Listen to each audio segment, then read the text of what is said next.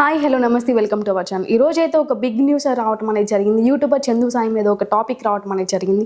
ఒకసారి దాని గురించి మనం చూసినట్లయితే ప్రముఖ తెలుగు యూట్యూబర్ అరెస్ట్.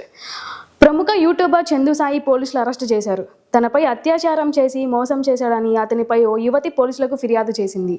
దీంతో నర్సింగ్ పోలీసులు అతనిపై అదుపులోకి తీసుకున్నారు. చందుగాడు పక్కింటి కుర్రాడు యూట్యూబర్ ఛానల్లో వీడియోలు చేస్తూ చందు ఫేమస్ అయ్యాడు. కొన్ని సినిమాలలో కూడా ఆయన నటించారు.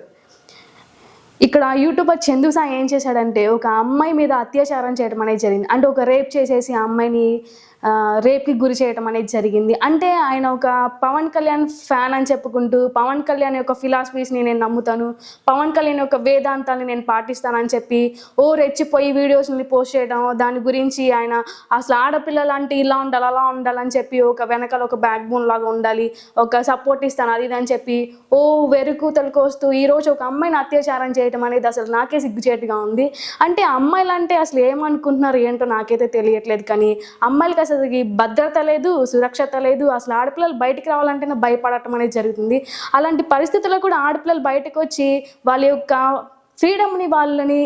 ఫ్రీడమ్తో అలా వెళ్తుంటే ఆ ఫ్రీడమ్ని కూడా వాళ్ళు తీసేసి అసలు వాళ్ళని నాశనం చేసేసి వాళ్ళకి అసలు బతుకు మీద ఇంట్రెస్ట్ లేకుండా చేయటం అనేది అయితే నాకైతే అనిపిస్తుంది.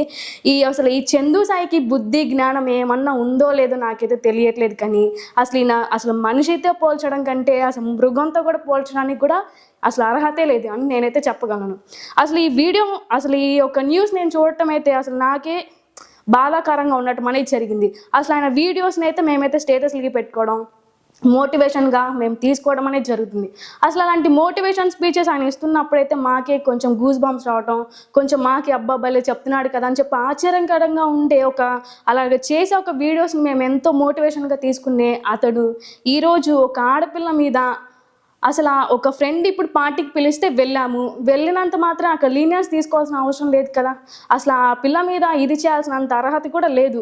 అసలు ఒక అమ్మాయికి ఇంట్రెస్ట్ లేకుండా, ఒక అమ్మాయికి తన మీద ఎలాంటి ఫీలింగ్స్ లేకుండా ఏ అబ్బాయి అయితే ముట్టుకోవడానికైతే అసలు అర్హతే లేదు, అసలు ఛాన్స్ కూడా లేదు. కానీ అలాంటి అమ్మాయి మీద బర్త్డే పార్టీకి పిలిచిందని చెప్పి మత్తు మందులు కలిపేసి తినే దాంట్లో కలిపేసి దాంట్లో తాగిచ్చేసి అమ్మాయిని అసలు ఏ రకంగా రేప్ చేస్తారు నాకైతే అర్థం కావట్లేదు. అలా చేశారు. రేపొద్దున ఎవరి యొక్క ఫ్యూచర్ స్పాయిల్ అయింది? ఇప్పుడు మీరు బయటకు రాగలుగుతారా? రాలేరు. ఇప్పుడు ఆ అమ్మాయి యొక్క జీవితం నాశనమైంది, ఇటువైపు చూస్తే నీ జీవితం నాశనమైంది. ఇంకా నువ్వు జీవితంలో బయటకు రాగలుగుతావా? అసలు నీకు జీవితం మీద అసలు ఏమాత్రం అసలు ఫోకస్ అనేది ఉందా? ఏమీ లేదు. ఇలాంటి వ్యక్తులు అసలు ఎందుకు బతుకుతున్నారు ఈ భూమి మీద? నాకైతే అసలు ఇలాంటి వ్యక్తులకైతే ఉరిశిక్ష చేయడం కరెక్ట్ అయితే అనిపిస్తుంది నాకైతే.